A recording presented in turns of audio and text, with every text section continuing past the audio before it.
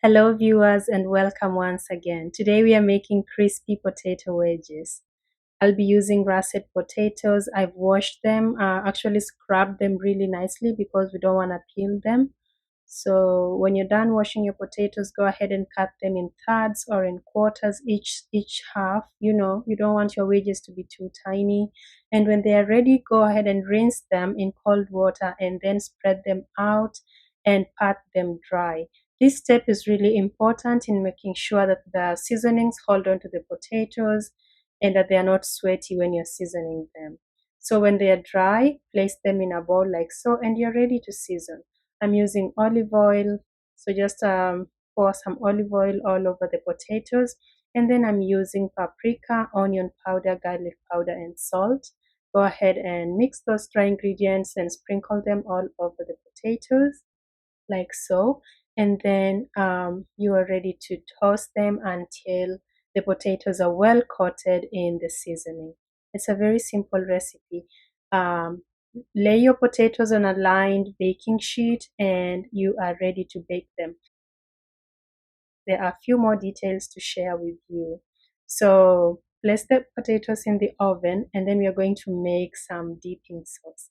I'm using these chipotle peppers in adobo sauce. Just grab one pepper. Of course, you could use ketchup as it is, but we want to twist it up a little bit. So I'm going to chop this chipotle pepper. It's extremely hot, so be careful. If you are not for hot food, maybe you don't even want to do this. But I wanted a bit of spice, so I wanted to make my own hot sauce at home. So dice up the chipotle pepper, then scoop it up and place it in a bowl, like so. To this bowl, we are going to be adding some ketchup.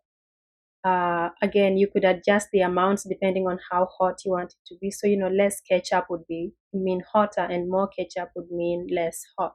So mix the two and this dipping sauce is ready. It's really yummy. Hope you try it too.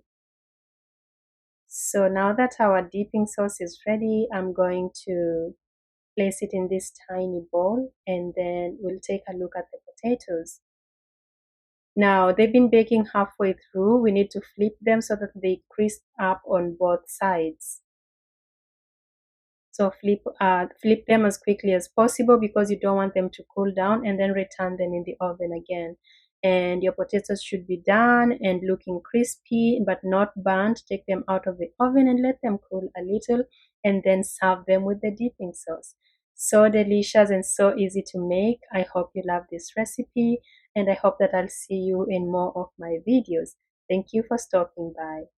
Bye bye.